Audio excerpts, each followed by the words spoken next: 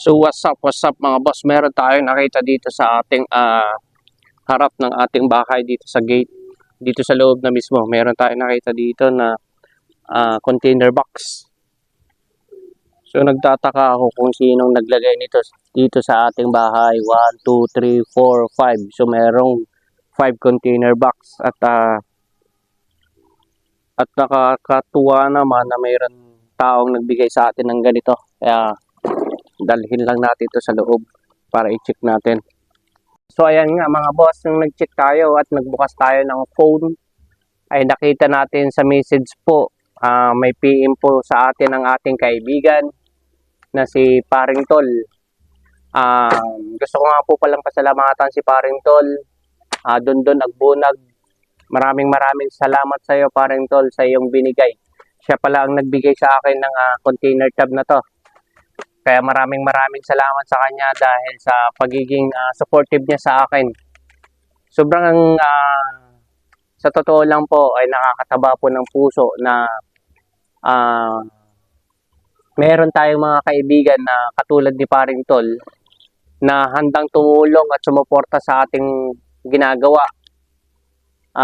Sobrang na-appreciate ko po yung ginawa niya kasi nang tinignan ko kasi yung oras, kung anong oras siya nag-message, around 7 o'clock in the evening na po.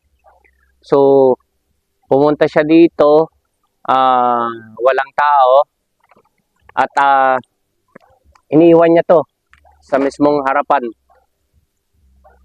sa loob ng gate. Kaya maraming salamat sa iyo Paring Tol. At kung iisipin, kung ini-imagine ko lang to kung paano niya to nilagay, kasi napakalaki ng espasyo na pwedeng makuha nito pag nagmotor po siya.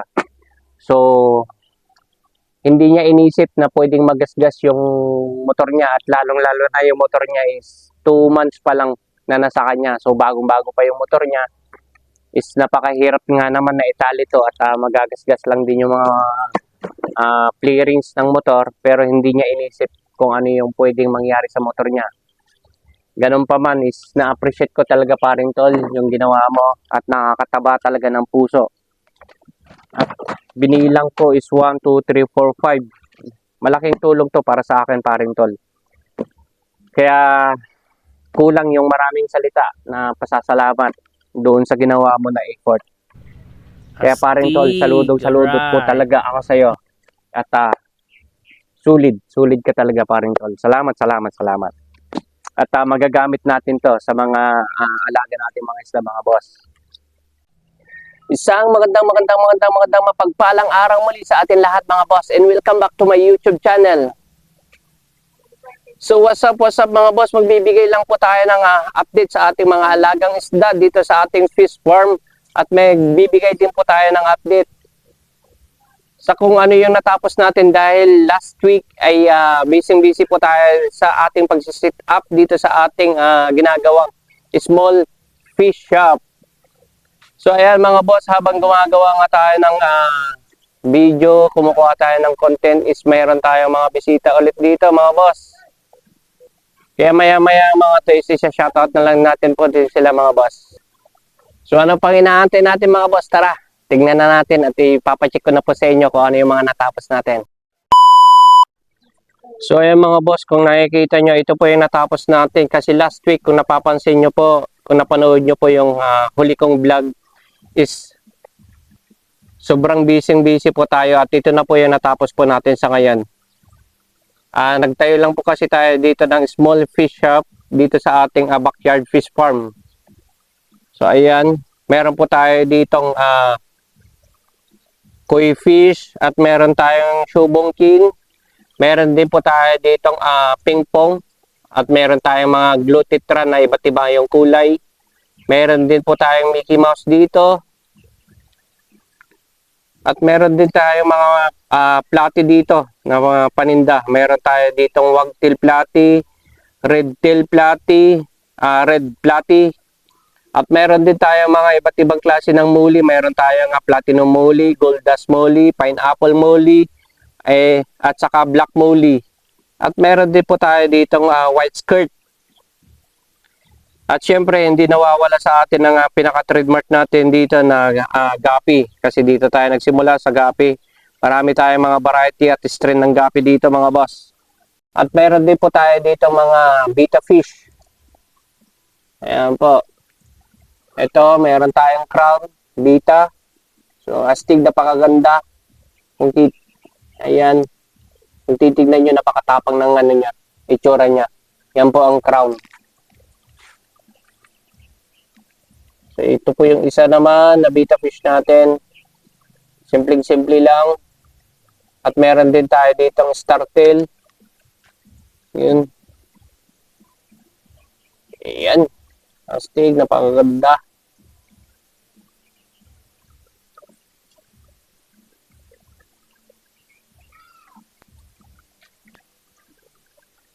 Ayun, sobrang nagagandahan talaga ako dito sa isa nating beta. Itong crown tail natin. Napakastig ng beta fish. Binubulat-lat niya. Binubukan niya lahat ng mga palikpik niya. At yung mga lahat ng mga tail niya. So, astig.